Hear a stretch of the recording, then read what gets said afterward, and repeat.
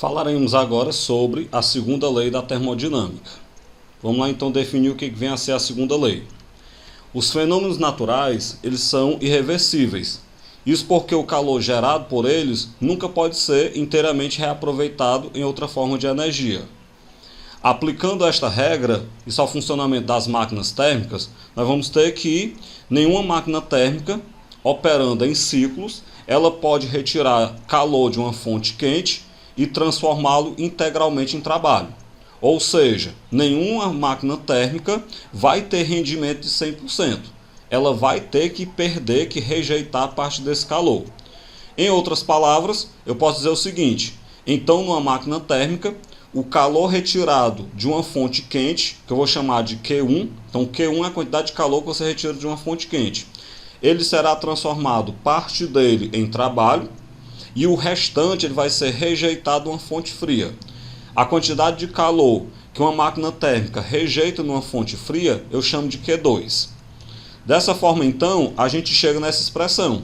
A quantidade de calor que a máquina térmica retirou da fonte quente, ela vai ser igual ao trabalho que essa máquina vai ser capaz de realizar, mais a quantidade de calor que ela vai rejeitar na fonte fria. Ou seja, o calor retirado da fonte quente, parte dele vai para a realização de trabalho, parte vai para o rejeito na fonte fria. De outra maneira, isolando aí o trabalho, a gente pode dizer então que a quantidade de calor retirado da fonte quente menos a quantidade de calor rejeitado na fonte fria vai me dar o trabalho realizado por essa máquina térmica. Então, lembrando, Q1, quantidade de calor da fonte quente, Q2, quantidade de calor rejeitado na fonte fria, e o tal é o trabalho, como a gente já sabia. O funcionamento de uma máquina térmica ele é representado pelo diagrama ao lado. Vamos imaginar como é que é esse diagrama. Eu tenho aqui uma fonte quente de calor, que eu vou chamar de Q1. A máquina recebe dessa fonte quente uma quantidade Q1 de calor. Ao receber uma quantidade Q1 de calor, parte desse trabalho, parte desse calor vai ser utilizado para realizar trabalho, e a outra parte vai ser rejeitada na fonte fria. A outra parte que equivale a uma quantidade Q2 de calor. Bem, o trabalho realizado pela máquina é o resultado, então, da diferença entre a quantidade de calor retirado da fonte quente e o calor rejeitado na fonte fria.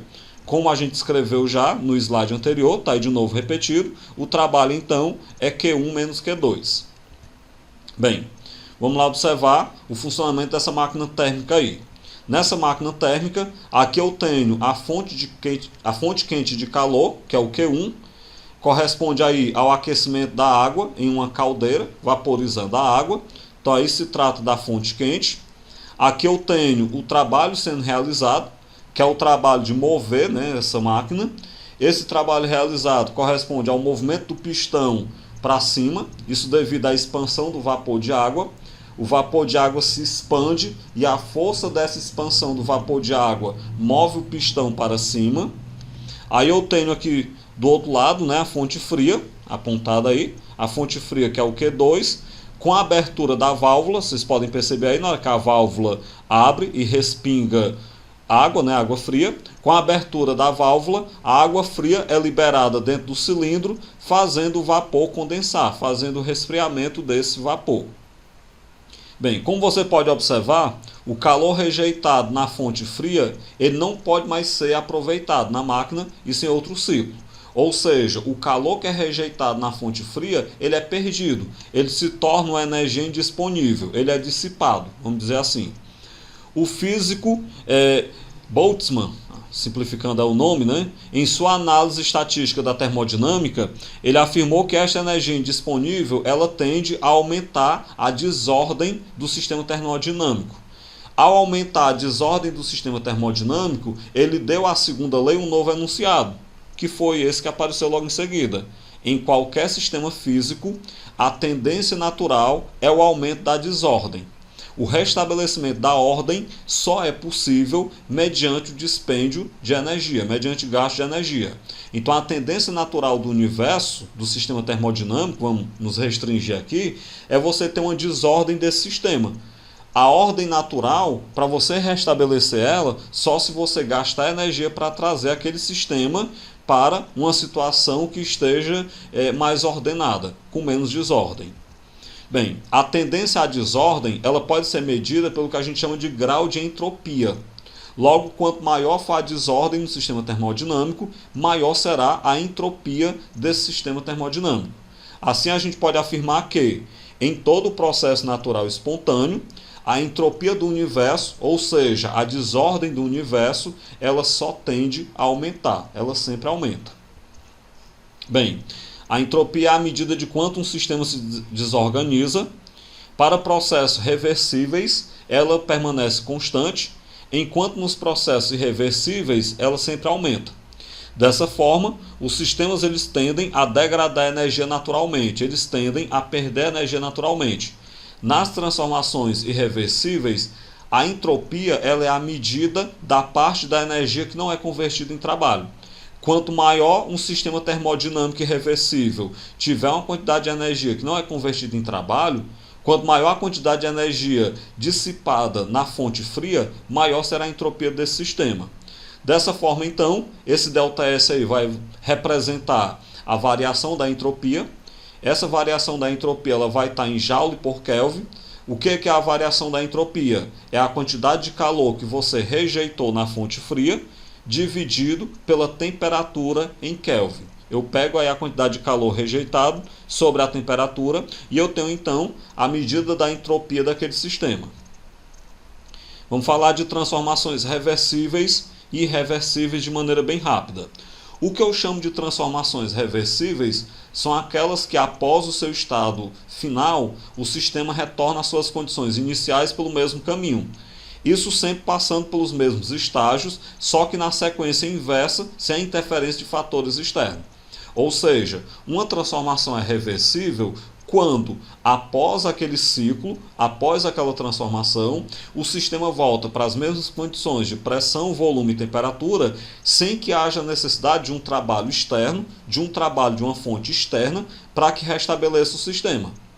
Por outro lado, nas transformações irreversíveis, isso não ocorre, ou seja, você só restabelece as condições do sistema se você tiver um trabalho externo para restabelecer essas condições. Isso é que é uma transformação irreversível. Aí eu trago um exemplo para nós aplicarmos um pouco esse assunto. Caiu no Enem de 2016 na segunda aplicação. Até 1824, acreditava-se que as máquinas térmicas, cujos exemplos são as máquinas a vapor e os atuais motores a combustão, motor da moto, motor do carro, por exemplo, eles poderiam ter seu funcionamento ideal. O que seria um funcionamento ideal? Um funcionamento onde a quantidade de calor retirado da fonte quente fosse totalmente transformado em trabalho. Acreditava-se nisso. Sadi Carnot demonstrou a impossibilidade de uma máquina térmica funcionando em ciclos entre duas fontes térmicas, uma quente e outra fria, obter 100% de rendimento. A gente vai falar um pouco sobre isso nas próximas aulas, nos próximos tópicos. Tal limitação ocorre porque essas máquinas. Por quê? Que é impossível uma máquina térmica aproveitar todo o calor que ela retirou da fonte quente e transformar em trabalho. A letra A diz que é porque elas realizam trabalho mecânico. A letra B diz que é porque produzem aumento da entropia. A letra C diz que elas utilizam transformações adiabáticas. A letra D diz que as máquinas térmicas contrariam a lei da conservação da energia. E a letra E diz que elas funcionam com temperatura igual à temperatura da fonte quente. Pessoal, na verdade, como a gente viu, nenhuma máquina térmica tem rendimento 100% porque ela dissipa calor na fonte fria. Se ela dissipa calor na fonte fria, se ela perde calor na fonte fria, ela aumenta a entropia do sistema. Dessa forma, então, a resposta correta é a letra B. Bem, falemos agora sobre rendimento de uma máquina térmica. A gente já viu que uma máquina térmica não tem rendimento 100%, ou seja, todo o calor que ela retira da fonte quente, ela não consegue transformar todo esse calor em trabalho, ela dissipa parte desse calor numa fonte fria, aumentando aí a desordem do sistema termodinâmico. Então agora a gente vai ver como calcular então o rendimento de uma máquina térmica. Vamos lá então. O rendimento de uma máquina térmica nada mais é do que a razão entre o trabalho que ela realiza e a quantidade de calor que ela retirou da fonte quente. O que é um rendimento? É a razão entre o que eu aproveito e o que eu gastei. O que eu aproveito numa máquina térmica é o trabalho dela. O que eu gastei é é a quantidade de calor que ela retirou da fonte quente. Desse modo, então, eu posso dizer que o rendimento de uma máquina térmica é o trabalho sobre a quantidade de calor da fonte quente, como a gente pode perceber na fórmula ao lado. Bem, como o trabalho ele pode ser definido também como a diferença entre a quantidade de calor da fonte quente e a quantidade de calor da fonte fria, então se eu trocar o trabalho por Q1 menos Q2 na fórmula anterior, vai ficar desse jeito aqui. Aí eu posso separar em duas frações, logo o rendimento vai ser Q1 sobre Q1 menos Q2 sobre Q1. Claro, né? Q1 sobre Q1 vai dar 1, portanto, então, uma outra maneira de eu escrever o rendimento é dizer que o rendimento de uma máquina térmica ela é 1 menos Q2 sobre Q1. Ou seja, dá para você calcular o rendimento de uma máquina térmica tendo o trabalho que ela realiza e a quantidade de calor que ela retirou da fonte quente, a primeira fórmula que a gente viu, como dá para você calcular o trabalho de uma máquina térmica sabendo a quantidade de calor que ela rejeita na fonte fria e a quantidade de calor que ela retirou da fonte quente, que é a última fórmula que a gente viu. O rendimento dela vai ser, então, 1 menos Q2 sobre Q1. Bem, continuando. Se o rendimento de uma máquina térmica ele é definido pela razão entre o trabalho que ela realiza e a quantidade de calor que ela retira da fonte quente, então se nós não temos rendimento 100%, isso quer dizer que não pode existir uma máquina onde o calor seja totalmente convertido em trabalho. Dessa forma, então, a segunda lei da termodinâmica, a grande consequência que a gente tem dela é que não existe uma máquina térmica com rendimento de 100%. Isso eu já havia até citado em alguns exemplos anteriormente. Trago aí um exemplo, uma questãozinha da uva. Uma turbina recebe de sua fonte de calor, que é uma caldeira, 100.000 calorias. Ela realiza um trabalho de 84.000 joules. Eu quero saber qual o rendimento dessa turbina. Consideremos aí uma caloria igual a 4,2 joules. Vamos lá então. Primeira coisa, eu tenho que igualar as unidades, né? Então, pelo enunciado, nós temos que a quantidade de calor retirada da fonte quente, que são 100.000 calorias. Quando eu lembro que uma caloria é 4,2 joules, vai dar então 420.000 joules. E nós temos, ainda pelo enunciado, que o trabalho realizado é de 84.000 joules. Então, o rendimento é o trabalho sobre a quantidade de calor da fonte quente. Logo, vai ficar 84.000 dividido para 420.000. Posso aí, por exemplo, cortar os zeros. Quando eu dividir 84 por 420, vai dar 0,2. 0,2 é 20%, então nós temos uma máquina de rendimento 20% e a resposta correta é o item B. Mais um exemplo, o diagrama ao lado representa a operação em ciclos de um motor térmico, um motor que funcione como uma máquina térmica. A quantidade de calor fornecida ao gás ideal ele é de 8 vezes 10 elevado a 5 calorias. Nós temos aí um ciclo, né, um sistema cíclico no sentido horário. Bem, calcule na letra A o rendimento do motor térmico. Bem, para eu calcular o rendimento do motor térmico, observemos que a quantidade de calor recebida dessa fonte quente foi de 8 vezes 10 elevado a 5 calorias. Além disso, considerando uma caloria como 4,2 joules aproximadamente, nós vamos ter aí que a quantidade de calor recebido dessa fonte quente é de 33,6 vezes 10 elevado a 5 joules. Como eu quero saber o rendimento, eu vou ter que calcular o trabalho também, né? Já que o rendimento é o trabalho sobre a quantidade de calor recebido. Vamos lá então. O trabalho ele é positivo, porque nós temos aí um ciclo no sentido horário, como eu já havia falado, e ele pode ser calculado, ele é numericamente igual à área desse triângulo que nós temos aí destacado. Esse triângulo, a base dele de 3,8 para 7,6, a base dele é 3,8, e a altura dele de 2 vezes 10 elevado a 5 para 4 vezes 10 elevado a 5, a altura vai dar 2 vezes 10 elevado a 5. Então vamos lá. A área, o trabalho é numericamente igual à área. Como se trata da área de um triângulo, é base vezes altura sobre 2. Então o trabalho vai ficar 3,8 multiplicado por 2 vezes 10 elevado a 5, dividido para 2.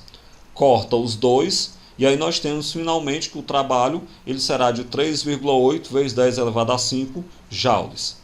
Bem, sabendo então que o trabalho é de 3,8 vezes 10 elevado a 5 joules e a quantidade de calor retirado da fonte quente é 33,6 vezes 10 elevado a 5, eu posso calcular o rendimento. Então eu pego os valores, divido, corta 10 elevado a 5, 3,8 dividido para 33,6 vai dar 0,113, que isso é 11,3%. Então esse é o rendimento dessa máquina térmica que está operando em ciclos, como a gente pode ver no exemplo 12. O item B, a quantidade de calor rejeitada a cada ciclo, ou seja, o Q2, né? A quantidade de calor rejeitada é o Q2. Vamos lá então. A quantidade de calor rejeitada, que eu chamo de Q2, pela segunda lei da termodinâmica, nós vamos ter que ela vai ser a diferença entre o trabalho e a quantidade de calor retirada da fonte quente. Então nós temos pela segunda lei da termodinâmica que o trabalho é o Q1 menos o Q2. Se o trabalho é o Q1 menos o Q2, como nós já temos os valores do trabalho e do Q1, substitui aí os valores, traz o Q2 para o primeiro membro positivo, levo 3,8 vezes 10 elevado a 5 para o segundo membro negativo.